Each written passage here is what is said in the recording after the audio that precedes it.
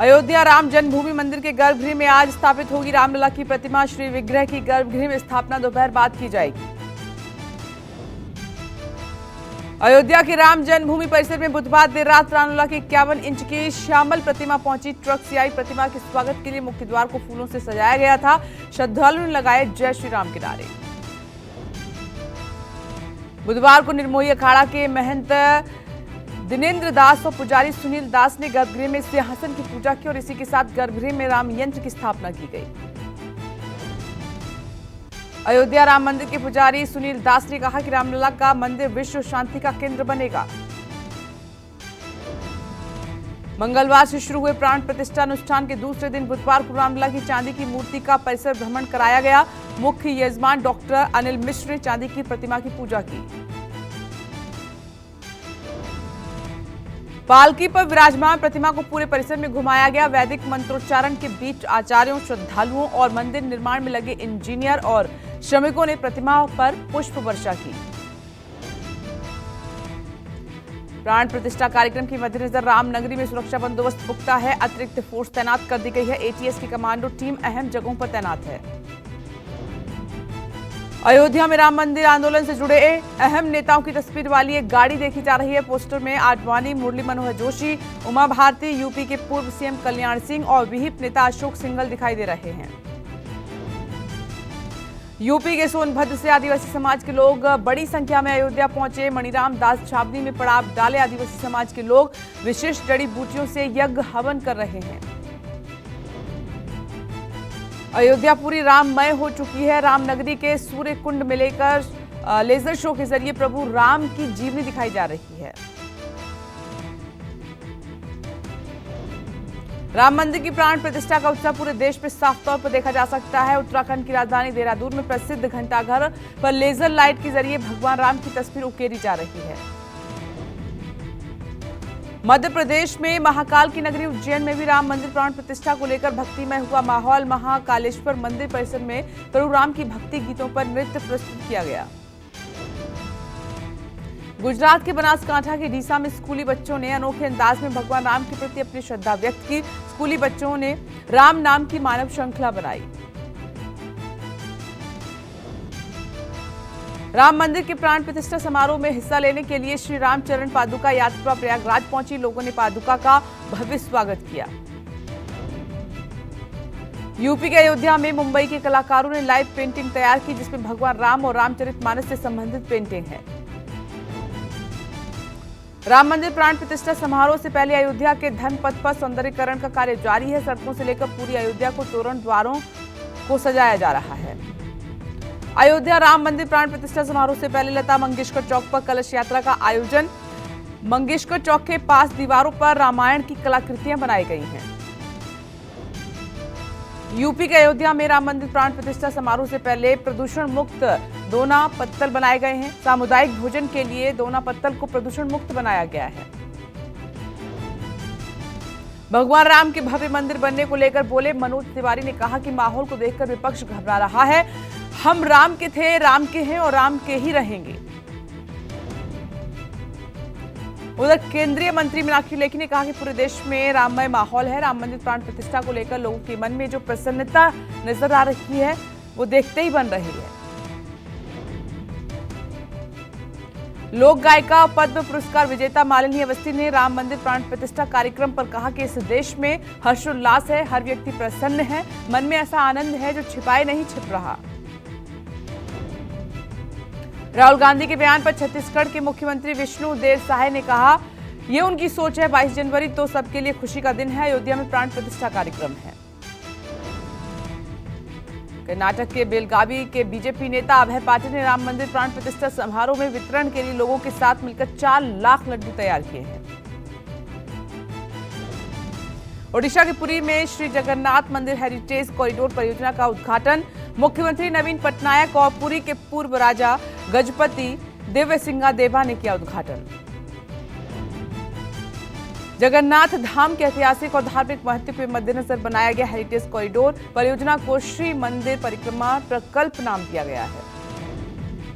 4 धामों में से एक 12वीं सदी में बने जगन्नाथ मंदिर हेरिटेज कॉरिडोर 943 करोड़ रुपए में तैयार हुआ है। चारों शंकराचार्य और 1000 मंदिरों के पुजारियों को न्योता।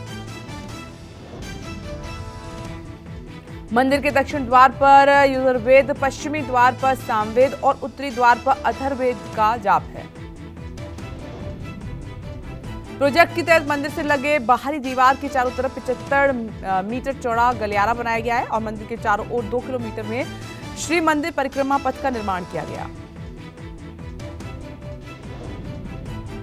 दिल्ली के सीएम अरविंद केजरीवाल के आज भी ईडी के सामने पेश होने के आसार कम ही नजर आ रहे हैं। शराब घोटाले से जुड़े मनी लॉन्ड्रिंग मामले में प्रवर्तन निदेशालय ने 18 जनवरी को पेश होने का भेजा था समन। ईडी के समन पर बोले दिल्ली के सीएम अरविंद केजरीवाल, कानून के मुताबिक जो करना है वो किया जाएगा। ईडी ने केजरीवाल को 2 नवंबर, 21 दिसंबर और 3 जनवरी को भी पेश होने का समन भेजा था। आम चुनाव से पहले इंडिया गठबंधन का आज लिटमस टेस्ट है। चंडीगढ़ मेयर चुनाव में आप और कांग्रेस ने मिलकर उतारे प्रत्याशी। आप मेयर पद पर और कांग्रेस ने सीनियर डिप्टी मेयर और डिप्टी मेयर के लिए प्रत्याशी मैदान में उतारे। चंडीगढ़ मेयर चुनाव में बीजेपी अकेले मैदान में उतरी है। चंडीगढ़ नगर निगम में बीजेपी के 14, आप के 13, कांग्रेस के 7 और अकाली दल का 1 पार्षद। बीजेपी सांसद किरण खेर भी करेंगी मतदान। दिल्ली में पीएम मोदी के आवास पर केंद्रीय कैबिनेट की अहम बैठक है। सुबह 10:30 बजे होने वाली बैठक में कई अहम फैसले हो सकते हैं। कैबिनेट बैठक पर दोपहर 3 बजे प्रेस कॉन्फ्रेंस भी है। प्रधानमंत्री नरेंद्र मोदी दोपहर 12:30 बजे वीडियो कॉन्फ्रेंसिंग के जरिए विकसित भारत संकल्प यात्रा के लाभार्थियों से करेंगे संवाद। पीएम मोदी शुक्रवार से फिर दक्षिण भारत के दौरे पर जाएंगे। पीएम 19 और 20 जनवरी को तमिलनाडु में रहेंगे। चेन्नई में खेल इंडिया यूथ गेम्स 2024 का उद्घाटन करेंगे। महाराष्ट्र कांग्रेस की आज से जोन आधारित समीक्षा बैठक। मिलिंद देवड़ा के पार्टी छोड़ने के बाद कांग्रेस अलर्ट मोड पर। डिवीजन स्तरीय बैठक 29 जनवरी तक चलेगी। राजधानी दिल्ली में आज से 7वें अंतर्राष्ट्रीय रामायण महोत्सव का शुभारंभ केंद्रीय मंत्री मीनाक्षी लेखी करेंगी। 4 दिवसीय महोत्सव का उद्घाटन। मेले का थीम इस साल रामायण के जरिए दुनिया को जोड़ने का वर्ष है। यूपी के प्रयागराज में आज से भारतीय किसान यूनियन की महापंचायत। 3 दिनों की महापंचायत में बीकेयू आगामी आंदोलन को लेकर बड़ा ऐलान कर सकती है। दावोस में reserve bank governor Shaktikanta Das का बड़ा बयान। कहा कि दुनिया में तेजी से बढ़ रहा भारत का कद, भारत पर अंतर्राष्ट्रीय भरोसा अब तक के उच्चतम स्तर पर। केरल को पीएम मोदी ने बुधवार को बड़ी सौगात दी है। प्रधानमंत्री ने राज्य को 4000 करोड़ की परियोजनाओं का शिलान्यास किया है।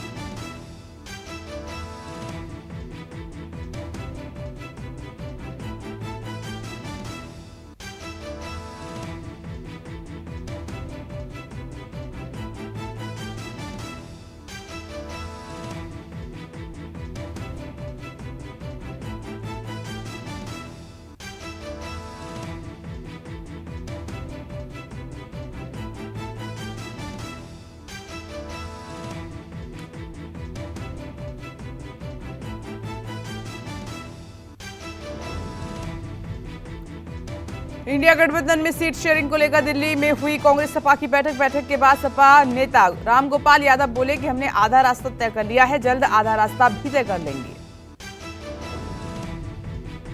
कांग्रेस नेता मुकुल वासनिक के घर हुई बैठक को कांग्रेस ने सकारात्मक बताया। सलमान खुर्शीद ने सपा से बातचीत अच्छी हुई, ये कहा यूपी में बहुत मजबूत गठबंधन होगा।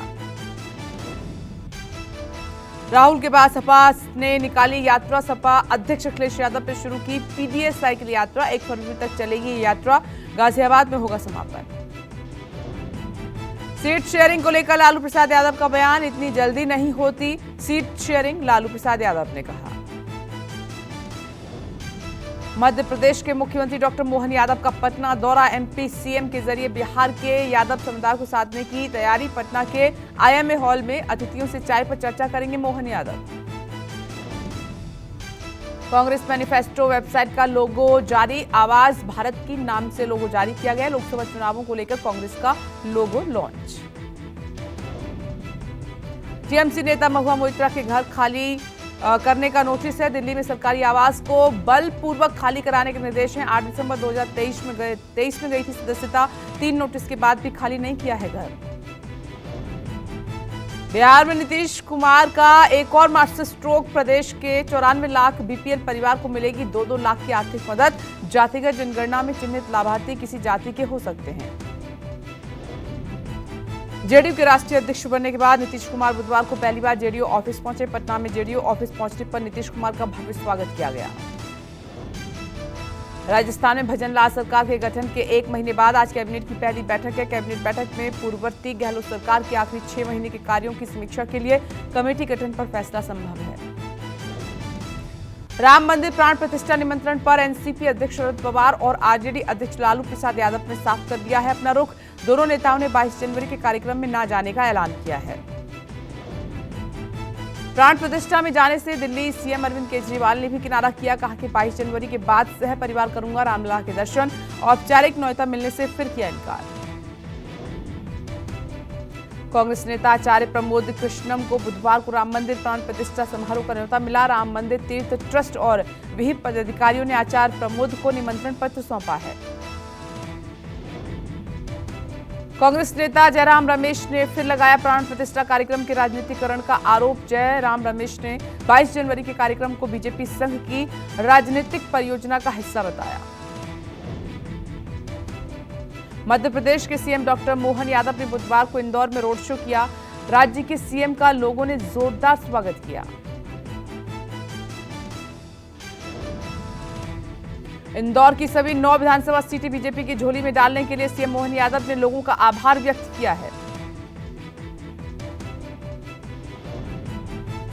कांग्रेस के वरिष्ठ नेता सुशील कुमार शिंदे ने कहा कि उन्हें उनकी बेटी को बीजेपी में शामिल होने का मिला था ऑफर, बीजेपी ने किया इनकार। ओडिशा के पूर्व मुख्यमंत्री गिरिधर गमांग बुधवार को फिर कांग्रेस में शामिल हो गए हैं। गमांग ने कहा कि पार्टी ने मुझे दोबारा अपनाया है, मुझे जो भी जिम्मेदारी मिलेगी ईमानदारी से निभाऊंगा। भारत जोड़ो न्याय यात्रा का चौथा दिन राहुल गांधी ने मोकोकचुंग में बाइकर्स से की बात। जनसभा में बोले राहुल, राज्य की जनसंख्या कम लेकिन महत्व सबसे ज्यादा। भारत जोड़ो न्याय यात्रा के दौरान मोकोकचुंग में कांग्रेस नेता राहुल गांधी ने कुछ बाइकर्स से बातचीत की। बाइकर्स शहवा हुसैन ने कहा कि राहुल गांधी से पहली बार मिला, न्याय यात्रा को लेकर कोई बात नहीं हुई। मोकोकचुंग नागालैंड। भारत जोड़ो न्याय यात्रा के दौरान कांग्रेसी नेता राहुल गांधी ने गांधी आश्रम का दौरा किया और स्थानीय लोगों से मुलाकात भी की। नागालैंड में भारत जोड़ो न्याय यात्रा के तीसरे दिन राहुल गांधी ने कोहिमा में द्वितीय विश्व युद्ध के स्मारक पर श्रद्धांजलि अर्पित की। यात्रा की शुरुआत के समय राहुल गांधी ने स्थानीय लोगों से मुलाकात भी की।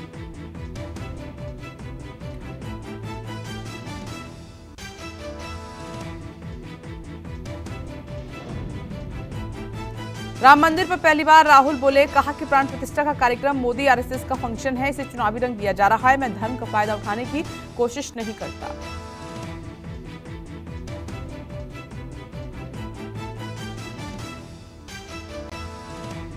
कांग्रेस नेता टीएस सिंहदेव ने भारत जोड़ो न्याय यात्रा को लेकर कहा कि देश में न्याय की व्यवस्था को स्थापित करना इस यात्रा का मकसद है।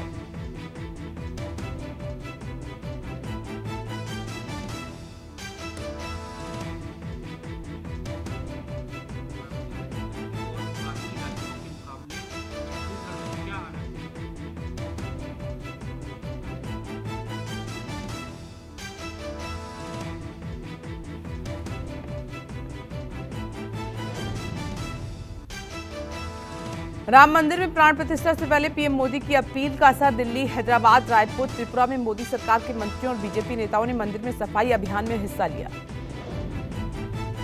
दिल्ली के वाल्मीकि मंदिर पहुंचे केंद्रीय मंत्री अनुराग ठाकुर से वाल्मीकि मंदिर परिसर की उन्होंने सफाई की। अनुराग ठाकुर ने मंदिर परिसर में झाड़ू लगाई और दिल्ली बीजेपी अध्यक्ष वीरेंद्र सचदेवा भी मौजूद रहे। केंद्रीय मंत्री अनुराग ठाकुर ने विपक्ष पर सवाल खड़े किए। कहा कि राम मंदिर से दूरी बनाए रखने के लिए घमंडिया गठबंधन के नेताओं के बाद एक दूसरे बयान आ रहे हैं। जिन्होंने कभी भगवान राम को नहीं माना वो आज नहीं मान रहे हैं। गठबंधन के नेताओं के आ रहे हैं राजनीति करने के लिए, सुर्खियों में बने रहने के लिए और राम मंदिर से दूरी बनाए रखने के लिए। हैदराबाद में केंद्रीय मंत्री और तेलंगाना प्रदेश अध्यक्ष जी किशन रेड्डी ने सफाई अभियान में हिस्सा लिया। बशीरबाग के श्री कनक दुर्गा माता मंदिर में सफाई की। तमिलनाडु के राज्यपाल RN रवि ने भी मंदिर की सीढ़ियों की सफाई की और श्री रंगनाथ स्वामी मंदिर परिसर में सफाई की। सफाई अभियान के लिए मंदिर पहुंचे राज्यपाल ने पूजा पाठ भी किया और RN रवि ने मंदिर में विधिवत पूजा अर्चना की। छत्तीसगढ़ के राज्यपाल विश्वभूषण हरिचंदन और राज्य मंत्री ब्रजमोहन अग्रवाल ने भी स्वच्छता अभियान में हिस्सा लिया। मंदिर परिसर में झाड़ू लगाई। उधर त्रिपुरा के मुख्यमंत्री माणिक साहा ने अगरतला के रामनगर के मंदिर में स्वच्छता अभियान में हिस्सा लिया। माणिक साहा ने कहा कि राम मंदिर के उद्घाटन से पहले सफाई अभियान को लेकर अच्छा अनुभव हो रहा है। पंजाब सरकार की युवाओं को सौगात। मान सरकार मिशन रोजगार के तहत 461 युवाओं को मान ने नियुक्ति पत्र बांटे हैं। मान सरकार ने जल आपूर्ति एवं स्वच्छता, कृषि एवं खेल विभाग के नवनियुक्त अभ्यर्थियों को नियुक्ति पत्र सौंपे। 450 हेड कांस्टेबल को मिला नियुक्ति पत्र। पंजाब के मुकेरिया में बस हादसे पर मुख्यमंत्री भगवंत मान ने जताया दुख। नियुक्ति पत्र वितरण समारोह की शुरुआत में पुलिस अधिकारियों को श्रद्धांजलि अर्पित की। दुर्घटना में मारे गए कर्मचारियों के सम्मान में 2 मिनट का मौन भी रखा गया। सुबह सड़क हादसे में 4 पुलिसकर्मियों की मौत हो गई थी। कई पुलिसकर्मी घायल हुए हैं।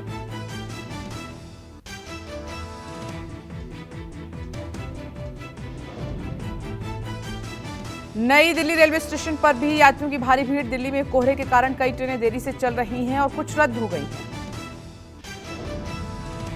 दिल्ली के अलावा पंजाब हरियाणा में जबरदस्त ठंड। मौसम विभाग ने हरियाणा पंजाब में कड़ाके की सर्दी के बीच कोल्ड डे अलर्ट जारी किया। पंजाब में शीतलहर और घने कोहरे के कारण विजिबिलिटी बेहद कम है। दिन में अंधेरा छाया रहा। अमृतसर में 5 डिग्री तापमान दर्ज हुआ है। अमृतसर में घने कोहरे और शीतलहर के बीच श्रद्धालुओं ने प्रकाश पर्व में हिस्सा लिया। गुरु गोविंद सिंह प्रकाश पर्व के अवसर पर श्रद्धालुओं ने स्वर्ण मंदिर में मत्था टेका और प्रार्थना की। IMD ने पंजाब, हरियाणा और चंडीगढ़ में 2 दिनों के लिए सर्दी का रेड अलर्ट जारी किया है। यूपी, बिहार, हरियाणा और उत्तर पश्चिमी राजस्थान के कुछ हिस्सों में कोल्ड डे की स्थिति। यूपी के मुरादाबाद में शीतलहर और घना कोहरा। मुरादाबाद रेलवे स्टेशन पर यात्रियों को कठिनाई का सामना करना पड़ रहा है क्योंकि कोहरे की वजह से कई ट्रेनें देरी से चल रही हैं।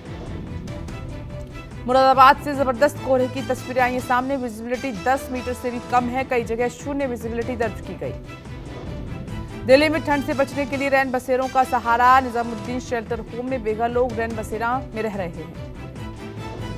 बढ़ती ठंड को लेकर एक्शन में यूपी के मंत्री धर्मपाल सिंह ने शेल्टर होम्स को देखा, निरीक्षण किया। रैन बसेरों में रह रहे लोगों से बात की। अधिकारियों को निर्देश भी दिए। गणतंत्र दिवस परेड की रिहर्सल को लेकर दिल्ली पुलिस ने ट्रैफिक एडवाइजरी जारी की है। एडवाइजरी के मुताबिक विजय चौक से इंडिया गेट तक कर्तव्य पथ भी यातायात के लिए बंद रहेगा। कर्तव्य पथ पर परेड को लेकर कर्तव्य पथ रवि मार्ग क्रॉसिंग, कर्तव्य पथ जनपथ क्रॉसिंग, कर्तव्य पथ मानसिंह रोड क्रॉसिंग और कर्तव्य पथ C हेक्सागोन पर यातायात की आवाजाही प्रतिबंधित रही। उत्तरी कश्मीर के कुपवाड़ा में बड़ी आतंकी साजिश नाकाम। श्रीनगर चौकीबल राजमार्ग पर चौकीबल के पास एक IED बरामद हुआ है। पूरे इलाके में तलाशी अभियान जारी। शिमला के अधिक ऊंचाई वाले इलाकों में अचानक हुई बर्फबारी। नारकंडा और हाटू माता मंदिर में बर्फ के हल्के फाए गिरे और बर्फ के फाए गिरते देख नारकंडा पहुंचे पर्यटक खुशी में झूमे। उत्तराखंड में अचानक मौसम बदल चुका है। चारधाम समेत ऊंचाई वाले इलाकों में हुई जमकर बर्फबारी। औली में लंबे समय बाद बर्फबारी होने से वादियां बर्फ से सराबोर हैं। ऊंचाई वाले इलाकों में बर्फबारी के साथ ही निचले इलाकों में पाला पड़ने से ठंड बढ़ गई है। मौसम विभाग ने आज मैदानी इलाकों में कोहरा छाए रहने का अलर्ट जारी किया है। बांग्लादेश की सबसे बड़ी विपक्षी पार्टी बांग्लादेश नेशनलिस्ट पार्टी ने इंडिया आउट अभियान शुरू किया है। BNP प्रमुख बेगम खालिदा जिया के बेटे तारिक रहमान ने इंडिया आउट ऑपरेशन की शुरुआत की। पाकिस्तान में ईरान के एयर स्ट्राइक पर भारत ने सभी प्रतिक्रिया दिया। भारत ने कहा कि दोनों देशों का मसला है, लेकिन आतंकवाद के खिलाफ कई देश आत्मरक्षार्थ ऐसे कदम उठाते हैं। चीन कोरोना की तरह ही एक और खतरनाक वायरस का चूहों पर परीक्षण कर रहा है। एक वेबसाइट के मुताबिक चीनी सेना के trend doctor pangolin corona virus का चूहों पर निरीक्षण कर रहे हैं। नॉर्थ कोरिया के विदेश मंत्री चॉयसोन, रूस के राष्ट्रपति पुतिन और विदेश मंत्री लावरोव से अलग अलग मुलाकात होने की। दोनों देशों ने बातचीत का ब्यौरा देने से इनकार कर दिया है। टीम इंडिया ने टी20 सीरीज में अफगानिस्तान को 3-0 से हराकर क्लीन स्वीप कर दिया है। आखिरी टी20 में भारत ने सुपर ओवर में 10 रनों से अफगानिस्तान को हराया। भारत की ओर से कप्तान रोहित शर्मा 121 रन नाबाद उन्होंने बनाए, जबकि रिंकू सिंह ने 69 रनों की पारी खेली। 22 रनों पर 4 विकेट गिरने के बाद रोहित रिंकू के बीच रिकॉर्ड 190 रनों की साझेदारी हुई। भारत में पहली बार कोई इंटरनेशनल टी20 मैच में 2-2 सुपर ओवर हुए हैं और 212 रन के स्कोर पर टाई होने के बाद पहला सुपर ओवर भी 16-16 रनों से रहा टाई, जिसके बाद दूसरा सुपर ओवर खेला गया। दिल्ली में निशानेबाज ईशा सिंह को केंद्रीय खेल मंत्री अनुराग ठाकुर ने बुधवार को अर्जुन पुरस्कार से सम्मान किया। ईशा राष्ट्रपति भवन में आयोजित पुरस्कार समारोह में शामिल नहीं हो पाई थी।